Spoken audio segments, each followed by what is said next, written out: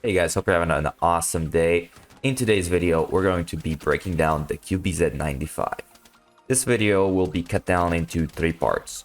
The introduction, where I'll talk about the weapon statistics, its pros and its cons. The body of the video, where I talk about the attachments that work best for me and what playstyle you should adapt to when using this weapon. After that, I'll show some highlights that I got while playing with the QBZ, and then we get to the third part, the conclusion, where I tell you guys why I think the weapon is good or bad, and if I think you should give it a try or not. That being said, let's get right into it. Out of the fully automatic assault rifles, the QBZ has bit below average damage of 32 with an amazing headshot multiplier of 1.6. It takes about 3.13 seconds to empty a mag completely, meaning the rate of fire is the lowest out of all of the assault rifles. The reload speed, on the other hand, is the second fastest for the partially empty mag. So if you have at least one bullet left in your mag and you reload, it's going to take you 2.16 seconds to reload. And if you don't have any bullets in your magazine, it's going to take you 3.5 seconds, which is the slowest out of all of the other assault rifles. So let's see what the pros and the cons of the QBZ 95 are. First, I'm going to tell you the cons, and then I'm going to go over the pros. So, cons. Low rate of fire, slow empty reload, fairly low base damage, medium to high recoil, and very bad hipfire. The pros, on the other hand, because of the headshot multiplier, it is a 2-shot headshot all the way up to medium range. It's a 3-shot headshot on long range. It has the second fastest partially empty reload. The recoil, it might be medium to high, but it is mostly vertical, meaning it is fairly easy to control. It has the fastest time to kill if you're going for headshots. Now, we know the statistics of the QBZ, but what attachments should you use on it to make it even better? Before I even talk about the attachments, I'd recommend you to go into the gun range and test out the recoil for yourself.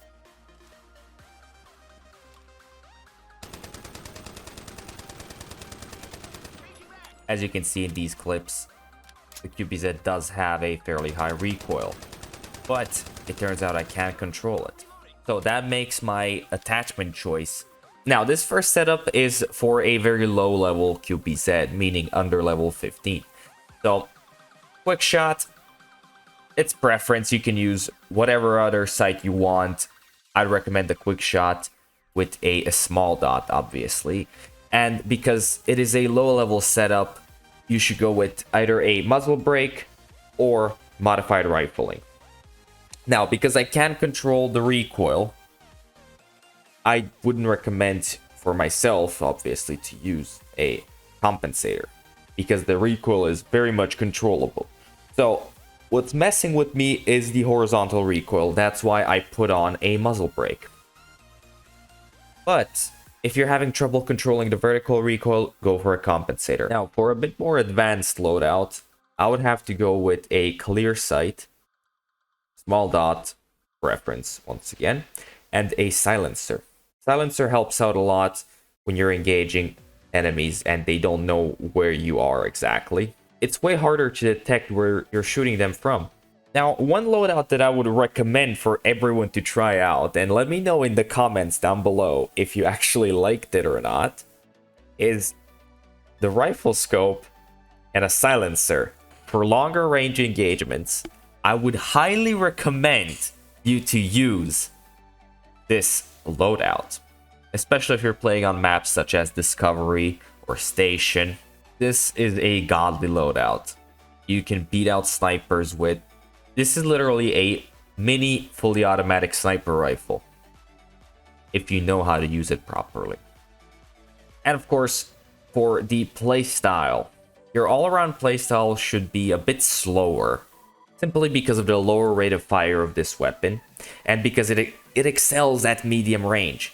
So you want to try out and find people and shoot people at medium range rather than close range.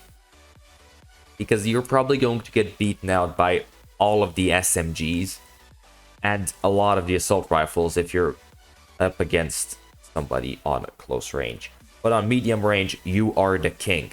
Nothing can get in your way of getting that kill. I'm not saying you should camp with this gun. I'm not saying you should just hold angles and wait for them to push you. You can just push the enemy spawn and get a 7-man kill feed.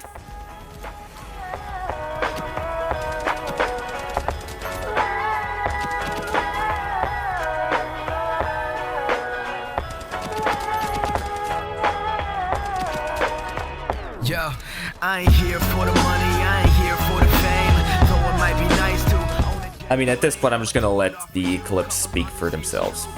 It's pretty cold, you might need a sweater too. I'ma put a ride on ya, kid from California, trying to make it in life in school they never taught ya. Dreams of my own, I've been working from home. I can do it on my own, but sometimes it gets cold like.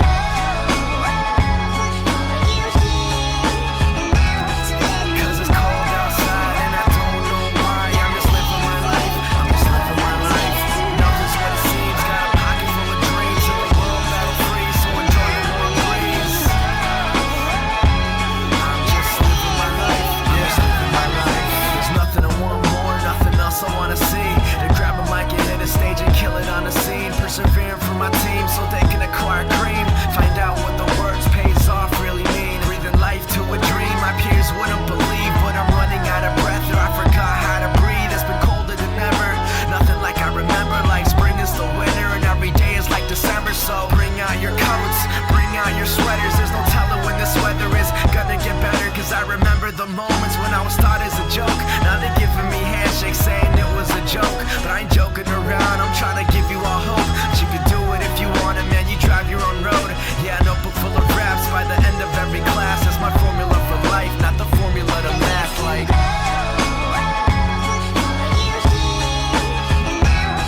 Cause it's cold outside and I don't know why. I'm just living my life, I'm just living my life.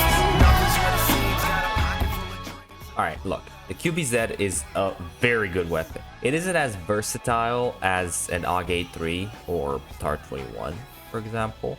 But if you know its strengths and its weaknesses, and you know how to get the best out of the gun, I believe it is the best assault rifle in the game if you play for its strengths. The problem with it is not a noob-friendly weapon. You need to be an accurate player to be able to cash in on its biggest strength, the 2-shot headshot potential. And that is going to be it. I hope this weapon guide was helpful. If it was, leave a like. If it wasn't, a dislike. Comment down below if you have any suggestions for future videos, any tips on what I can do differently. Big thanks to Midiko for getting most of the statistics in this video.